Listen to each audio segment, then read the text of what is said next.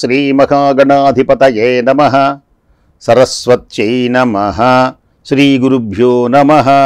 హరి ఓం. శ్రీ కైవల్యపదము చేరుటకునై చింతించెదన్ లోకరక్షైకారంభకు భక్తపాలన కళా సంరంభకున్ దానవోద్రేకస్తంభకు కేళిలోల విలసదృగ్జాల సంభూత నానాకంజాత భవాండ కుంభకు మహానందాంగనాడింభకున్. శ్రీకృష్ణ భగవానుని దివ్య చరణారవిందములకు శతసహస్ర కోటి ప్రణామములు సమర్పిస్తూ, పరమ పుణ్యమైనటువంటిది భాగవతం. భక్తి జ్ఞాన వైరాగ్య తత్వ మోక్షములను కలిగించేటువంటిది భాగవతం. భాగవత శ్రవణం చేతనే సకల పాపముల నుండి విముక్తి చెంది మోక్షం అనేటువంటిది కలుగుతుంది. మోక్షం కావాలి అనుకున్న వాళ్ళు భాగవత పారాయణ చేయాలి. ఆ భాగవతంలో కుచేలోపాఖ్యానం. కుచేలుడు శ్రీకృష్ణ భగవానుని యొక్క బాల్యమిత్రుడు, బ్రాహ్మణుడు, ఇంద్రియములను జయించినవాడు, ఎవరిని ఆచించనివాడు, దరిద్రంతో బాధపడుతున్నవాడు, భార్యా పిల్లలతో ఉన్నవాడు, ఆకులు పళ్ళెములు పట్టుకొని కన్న తల్లి దగ్గరకు వచ్చి అమ్మా ఆకలి ఆకలి అంటుంటే సహింపలేనటువంటి భార్య కుచేలుడి దగ్గరకు వచ్చి, స్వామి, తేజోమయమైనటువంటి మహానుభావుడు మీ మిత్రుడు శ్రీకృష్ణ భగవానుడున్నాడు కదా, దరిద్రాన్ని పోగొట్టేటువంటి మార్గాన్ని తెలియచేయండి స్వామి, ఆలోచించండి. మన పిల్లలు బాధపడుతున్నారు దరిద్రంతో, శ్రీకృష్ణ భగవానుని దర్శించండి. ఆయన యొక్క కృప వలన మనకు దరిద్రంతో తల్లడిల్లుతున్నటువంటి పిల్లలను ఉద్ధరింపబడతారు. మహానుభావుణ్ణి దర్శించండి, శ్రీకృష్ణుడు మీకు బాల్యసఖుడు కదా అని తెలియజేసింది. తెలియజేసి పరమాత్మను గురించి చెబుతుంది కుచేలుని యొక్క భార్య. మొన్న చెప్పాం, మళ్ళీ చెప్తాను. వరదుడు శ్రీకృష్ణ భగవానుడు ఎలాంటి వాడు అంటే, వరదుడు సాధు భక్త జనవత్సలుడు, వరదుడు సాధు భక్త జనవత్సలుడు, ఆర్తశరణ్యుడు ఇందిరా వరదుడు, దయాపయోధి భగవంతుడు కృష్ణుడు, తాన్కుశస్థలీపురమున యాదవ ప్రకరముల్ భజింపగనున్నవాడు, నీవరిగిన నిన్ను చూచి విభుడప్పుడయిచ్చు అనూన సంపదల్. నిన్ను చూడగానే ఆశ్రిత జన రక్షకుడైనటువంటి దయారస సముద్రుడు నిన్ను చూడగానే అపారమైనటువంటి సంపదలు అనుగ్రహిస్తాడు అని భార్య తెలియచేయగా, భార్య మాటలు విని పరమాత్మని సందర్శించేటువంటి అదృష్టం కలుగుతుంది కదా అని ఉత్త చేతులతో వెళ్ళకూడదు గనక ఏం చెయ్యాలి అని ఆయనకేదైనా కానుక తీసుకెళ్ళటం బాగుంటుంది అని చినిగిపోయినటువంటి వస్త్రంలో అనేక మడతలు వేసి అటుకులను అలా కట్టి ఇచ్చింది. బయలుదేరాడు మహానుభావుడు. బయలుదేరి అద్భుతమైనటువంటి సతీ మణితో సరసా సల్లాపములు ఆడుతున్న హంసతూలికా తల్పమున శయనించిన మన్మధునకే మన్మధుడైనటువంటి మనోహర మూర్తి అయిన శ్రీకృష్ణ భగవానుని సందర్శించాడు. ఆహా, ఎలా ఉన్నాడు పరమాత్మ! ఇందీవరస్యాము వందిత సూత్రాము కరుణాలవాలు భాసుర కపోలు, ఇందీవరస్యాము వందిత సూత్రాము కరుణాలవాలు భాసుర కపోలు, కౌస్తుభాలంకారు కామితమందారు, సురుచిర రావణ్యు సురశరణ్యు, హర్యక్ష నిభమధ్యు నిఖిల లోకారాధ్యు ఘన చక్రహస్తు జగత్ప్రశస్తు, ఖగకులాధిపయాను కౌసేయ పరిధాను, పన్నగశయను అభ్యాతనయను, మకరకుండల సద్భూషు మంజుభాషు, నిరుపమాకారు దుగ్ధసాగర విహారు, భూరి గుణ సాంద్రు యదుకులాంభోది చంద్రు, విష్ణు రోచిష్ణు జిష్ణు సహిష్ణు కృష్ణు. ఇలాంటి పరమాత్మను చూచి ఆనందించాడు. పరమాత్మ ఎదురు వెళ్ళి కౌగిలించుకున్నాడు. ఉచితమైన ఆసనం మీద కూర్చోబెట్టి తన భార్య సేవిస్తూ ఉండగా పాదములు కడిగి చందన తాంబూలములు ఇచ్చి గౌరవించి భోజనమును పెట్టి నూతన వస్త్రములు ఇచ్చి పులకితుడై తన యొక్క బాల్య విశేషములను, సాందీపుని దగ్గర జరిగినటువంటి విశేషములను కుచేలునితో చెప్పడం జరిగింది. ఇవన్నీ నిన్న విన్నారు, సంక్షిప్తంగా చెబుతున్నాను. వర్షా సమీపంలో వర్షాకాలం ఎండు కట్టెలు తెమ్మనమని గురుపత్ని పంపిస్తే అడవిలోకి వెళ్ళారు, వర్షాలకు తలిచారు. సాందీపుడు వెతుకుతూ మర్నాడు వచ్చాడు. ఆ పిల్లలు తమ కొరకై సేవ చేసేటువంటి వాళ్ళిద్దరిని చూసి మురిసిపోయినాడు సాందీపుడు. మా రుణం తీర్చుకున్నారురా, తెల్లవాళ్ళు చలిలో గడగడ గడగడ వణికారురా, అయ్యో అని. ఇక మీద మీకు గురుసేవ ఎవరైతే చేస్తారో, గురువు యొక్క ఎవరైతే గురు అనుగ్రహమును పొందుతారో, గురువు యొక్క దివ్యమైనటువంటి దీవెనను, ప్రేమను ఎవరైతే చూరగొన్నారో వారు ఎలా ఉంటారు అంటే, గురువు దీవిస్తున్నాడు ఈనాడు. ఇట మీద మీకు విస్ఫుటదన బంధుదార బహుపుత్ర విభూతి జయా ఆయువు ఉన్నతుల్.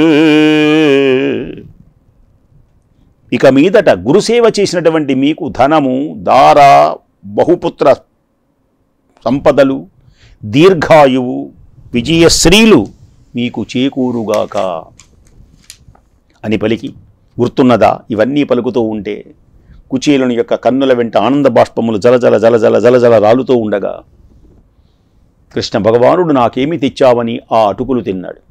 ఒక గుప్పెడెప్పుడైతే తిన్నాడో రుక్మిణీదేవి వారించింది, చాలు స్వామి, ఇంతవరకు సంపద ఇచ్చారు అని ఆనందించాడు. ఆ రోజు రాత్రి మధురమైనటువంటి పదార్థములు ఆరగించి మెత్తని పాన్ప మీద పవళించి స్వర్గసుఖాలు అనుభవించి ఆనందంతో తెల్లవారగానే బయలుదేరాడు. తన నగరానికి వస్తున్నాడు.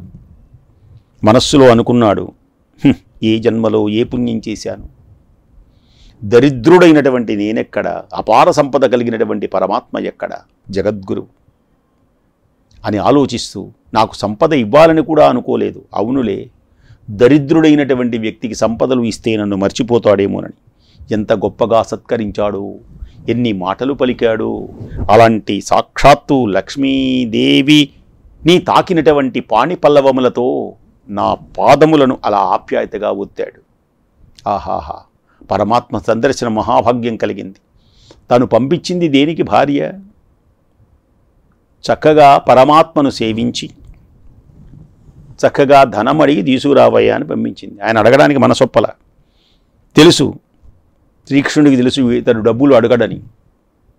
లౌకికమైనటువంటి భావనలు తనలో లేవు. చూచాడు, నీవు భార్య, పిల్లలు, గృహము వీటి యందు పెద్ద మనస్సు లేదట్లున్నదే అన్నాడు పరమాత్మ కూడా అప్పటికి.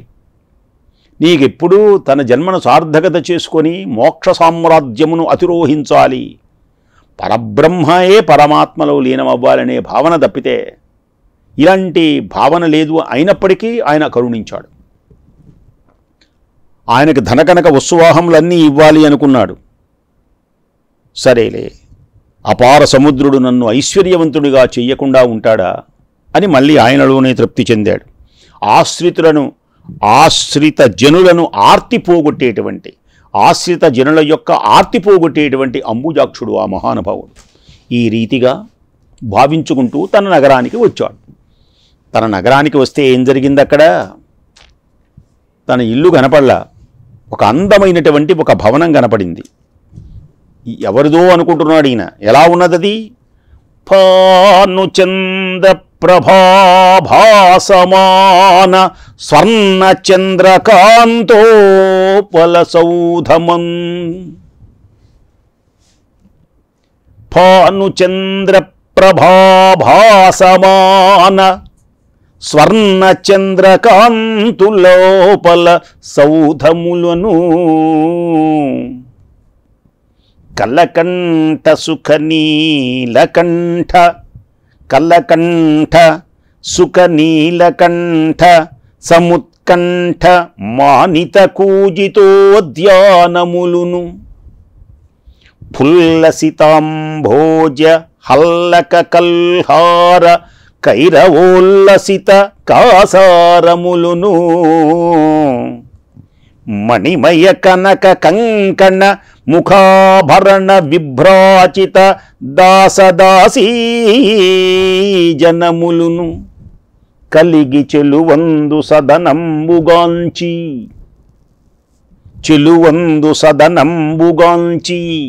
విస్మయమును పొందుచు ఎట్టి పుణ్యాత్ముడుండు నిలయముక్కో అపూర్వమైనగడె మహిత వైభవోన్నత లక్ష్మీ నివాసమగుచు. ఆ వైభవోపేతమైనటువంటి గృహాన్ని చూచాడు కుచేలుడు. ఇది ఎంతటి పుణ్యాత్ముని భవనమో అనుకుంటున్నాడు. అది తన భవనం అని తెలియటం లేదు, అప్పటికి తెలియలే. ఎలా ఉన్నది ఆ భవనం?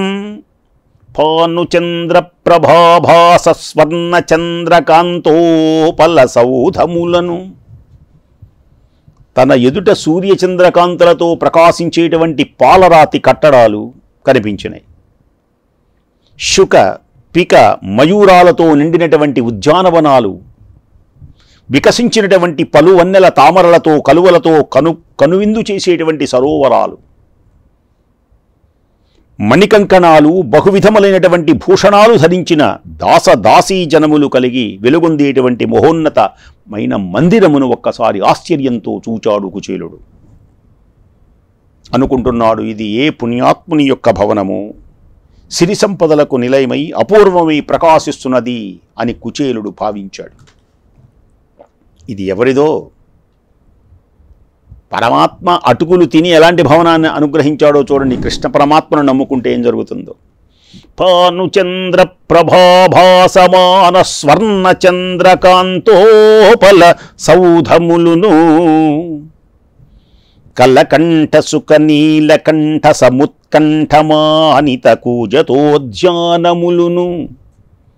ఫుల్లసితాంభోజ హల్లక కల్హార కైరవోల్లసిత కాసారములును మణిమయ కనక కంకణ ముఖాభరణ విభ్రాజిత దాసదాసీ జనములున్ కలిగి చెలువందు సదనంబుగాంచి విస్మయమునందుచు ఎట్టి పుణ్యాత్ముడుండు నిలయముక్కో అపూర్వమైనగడే మహిత వైభవోన్నత లక్ష్మీ నివాసమగుచు. ఎవరిది? ఆ సరోవరాలతో ఉద్యానవనాలతో అద్భుతమైనటువంటి పెద్ద విశాల ప్రాంగణం అని అనుకుంటూ సమయంలో దేవత లాంటి యువతులు కుచేలుని వద్దకు వచ్చి లోపలికి దయచేయండి అంటున్నారు. దాసదాసీలు. దాసదాసీలు కూడా చాలా మణిమయములు ధరించారు. అసలు ఎవరు నన్ను పట్టుకొని ఇలా వస్తున్నారు? సంగీత నృత్య వాద్యాలతో అంతఃపురానికి తీసుకొని వెళ్ళారు.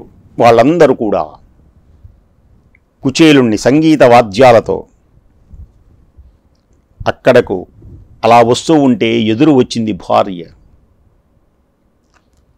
భార్య సంతోషించింది.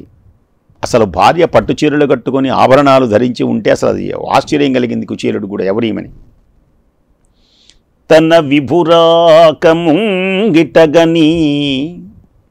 కుచేలుడు యొక్క భార్య ఏం చేసింది? తన విభురాకముందటగని మనమున్న హర్షించి వైభవం అలరా, తన వల్లభుడు వచ్చాడని ఆనందంతో ఎదురు వచ్చింది. మనుజకామిని రూపము కైకొన్న ఇందిరావనిత చందంబున తనరుచున్న, మానవ రూపంలో లక్ష్మీదేవి వచ్చిందా అన్నట్లుగా ఉన్నది తన భార్య.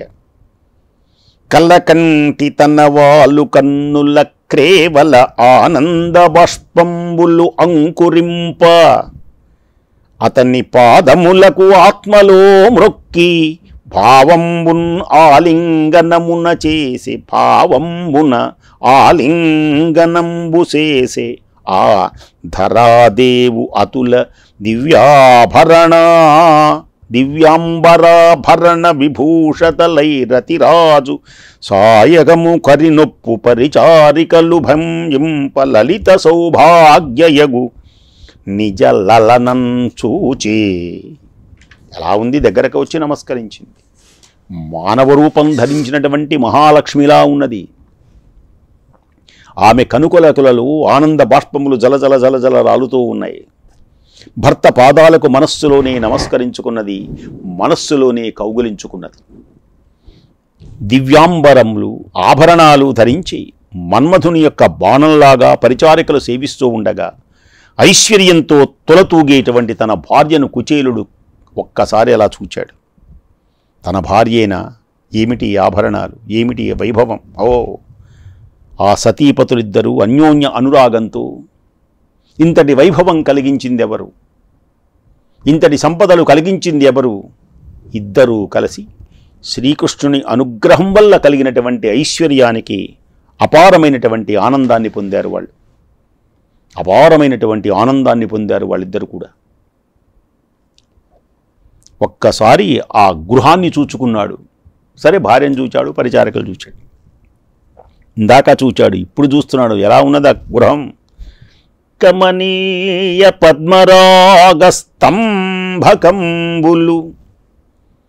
కొనరారు పటికంపు కుడ్యములను మరకతన వరత్న కవాటంబులు కీలిత హరినీలజాలకములు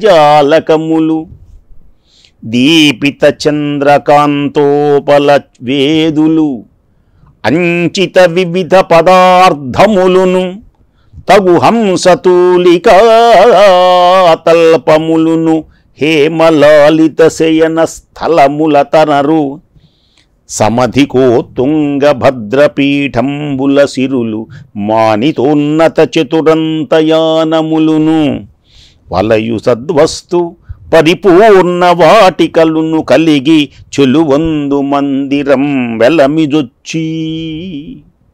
ఎలా ఉన్నది ఆ మందిరం? కుచేలుని యొక్క దివ్యమైనటువంటి మందిరం. ఈ కుచేలోపాఖ్యానం విన్న మీ మందిరములు కూడా ఇలా శోభతో కలకలలాడాలి అని ఆశీర్వాదం. పద్మరాగాలు తాపినటువంటి చిరు కంబాలతో, స్ఫటిక శిలా నిర్మితమైనటువంటి కుడ్యాలతో, మరకత మణులు పొదిగినటువంటి ఇంద్రనీల గవాక్షాలతో, చంద్రకాంత శిలా వేదికలతో అలరారి బహువిధములైనటువంటి పదార్థాలతో, హంసతూలికా తల్పాలతో, స్వర్ణమయ శయన మందిరాలతో, ముత్యాల పల్లకీలతో, రత్నాల గద్దెతో ప్రకాశించేటువంటి భవనంలోకి కుచేలుడు సతీ సమేతంగా ప్రవేశించాడు. జై శ్రీభద్రమారమణ గోవింద, శ్రీకృష్ణ భగవానికి జై. కుచేలుడు ఆ దివ్య భవనంలో ఎలాంటి మనోవికారాలు లేకుండా హాయిగా జీవించాడు. ఇన్నాళ్ళు దుర్భర దారిద్ర్య సాగరంలో తప్పించాను కదా, ఇప్పుడు కొత్తదైనటువంటి సమస్త సంపదలు హరికృపా కటాక్షం వల్ల నాకు ప్రాప్తించినాయి ఆయన అనుకుంటున్నాడు. ఇంతవరకు ఎంతటి దరిద్రం అనుభవించాడు. సరైన ఇల్లు లేదు, తాటాకులు అవి లేచిపోయి ఉంటాయి, మట్టి గోడలు, పిల్లలకు ఆహారం లేదు, భార్యకు సరైన చీరలు లేవు, తిండి లేదు అసలు. కూడు గుడ్డ నీడ, కూడు గుడ్డ నీడ, కూడు గుడ్డ గూడు, గూడు కూడు గూడు. కూడు లేదు, గూడు లేదు, గుడ్డలు లేవు. ఇది దరిద్రం. కుచేలుడు ఇవేళ ఎలా లేడిప్పుడు. అద్భుతమైనటువంటి భవనాలు, రత్నశోభితమై, ఇందాక చెప్పాం. ఆ ఐశ్వర్యాన్ని చూచి ఇసుమంత కూడా ఆయన అహంకారం చెందలేదు. కొందరు చూడండి, నడమంత్రపు సిరి అంటారు. తాము పూర్వంలో ఎలా ఉన్నామో సంగతి మర్చిపోతారు.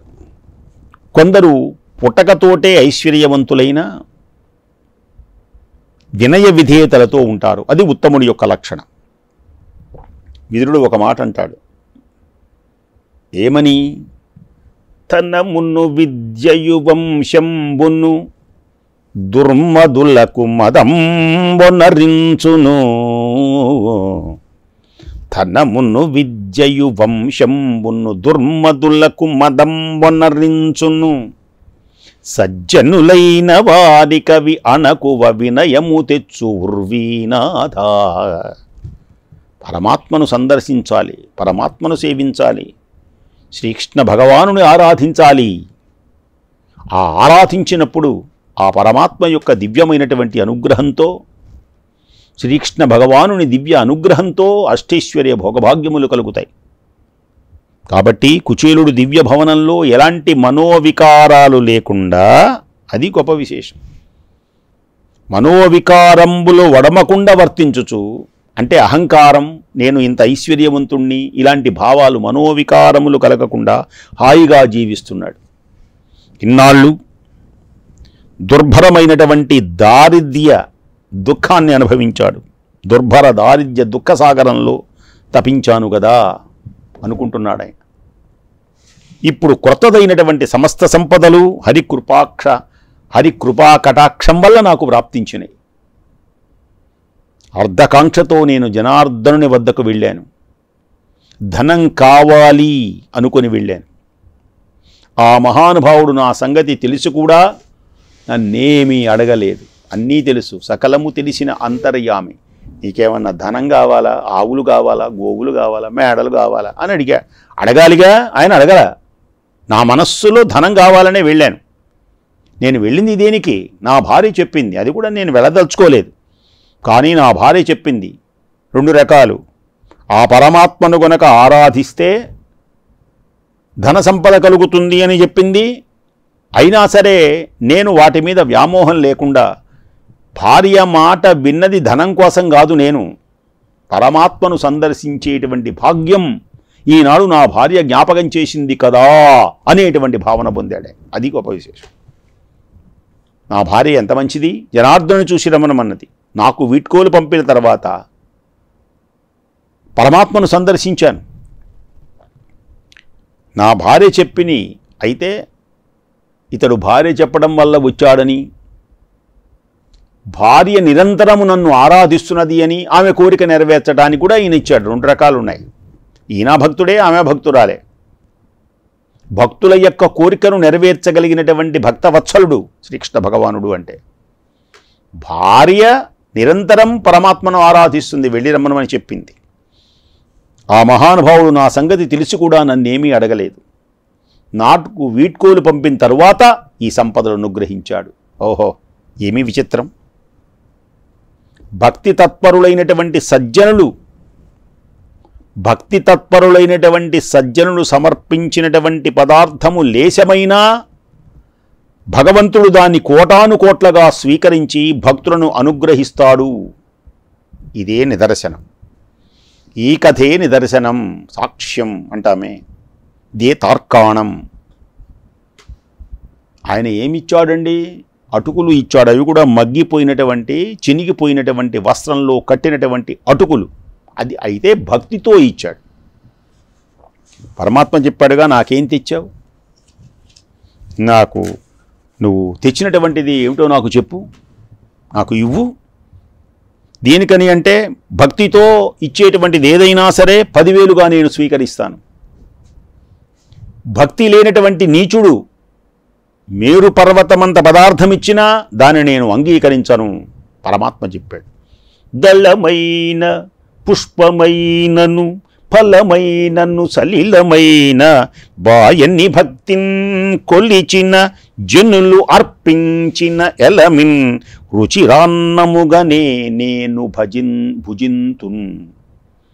నేను ఎలా భుజిస్తాను అంటే పత్రమైనను, పుష్పమైనను, ఉదకమైనను, ఫలమైనను నిశ్చల భక్తితో నాకు ఎవరైతే సమర్పిస్తారో దానిని మధురమైనటువంటి అన్నంగా నేను స్వీకరిస్తాను. భక్తి తత్పరుడైనటువంటి వ్యక్తులు భక్తితో ఆయన అటుకులు ఇచ్చాడు. భక్తితో. నువ్వు భక్తి లేకుండా ఈ పంచభక్ష పరమాణాలు పెట్టినా పరమాత్మ స్వీకరించాడు. అందుకనే దుర్యోధనుడి ఇంట ఉండలేదు కదా పరమాత్మ. భగవంతుడు కోటానుకోట్లుగా స్వీకరించి భక్తులను అనుగ్రహిస్తాడు అనేటువంటిది ఈ దిదియే తార్కాణం. మాసిన శరీరాన్ని, చిరిగినటువంటి బట్టల్ని చూచి శ్రీకృష్ణుడు మనస్సులో ఏ విధమైనటువంటి ఏవగింపు చేయలేదు. నా వద్ద ఉన్నటువంటి అటుకులను ప్రీతితో ఆరగించి నన్ను ధన్యుణ్ణి చేయటంలో అచ్యుతుని యొక్క వాత్సల్యం అభివ్యక్తమవుతుంది. ఆ కరుణాసాగరుడైనటువంటి గోవిందుని యొక్క పాదార విందముల మీద ఉన్నటువంటి భక్తి, నాకు జన్మజన్మలకు నిండైనటువంటి భక్తి ఆ శ్రీకృష్ణుని పాదముల యందు నాకు కలుగునుగాక. ఈ రీతిగా తలపోసి కుచేలుడు హరిస్మరణ మరవకుండా తన ఇల్లాలితో కలిసి జీవించాడు. భోగాలపై ఆసక్తి లేకుండా రాగద్వేషాది ద్వంద్వములకు అతీతుడై నిర్వికారుడై హరిభక్తి సుధారస వాహినిలో ఓలలాడుతూ బంధముల నుండి బాసి ముక్తుడైనాడు కుచేలుడు. కాబట్టి దేవదేవుడైనటువంటి వాసుదేవునికి తెలియనటువంటిది లేదు. భక్తవత్సలుడైనటువంటి హరికి బ్రాహ్మణుడు దైవ సమానుడు. భూలోకంలో వారికంటే దైవము లేదు. ఈ పుణ్యమైనటువంటి మురహరి యొక్క చరితను విను సత్పురుషులు ఇహ పరసుఖములు హరిభక్తియు యశము కలుగును. ఓ పరీక్షిన్ మహారాజా, శ్రీకృష్ణుని యొక్క దివ్యమైనటువంటి కుచేలుని యొక్క వృత్తాంతాన్ని ఎవరైతే విన్నారో కృతార్థులే. విన్నవారికి ఇహపర సుఖములు హరిభక్తి యశస్సు కలుగుతవి అని సుఖయోగీంద్రుడు పరీక్షిన్ మహారాజుకు తెలియచేశాడు. అట్టి సుఖములు హరిభక్తి మనకు కలుగుగాక అని ప్రార్థిస్తూ స్వస్తి.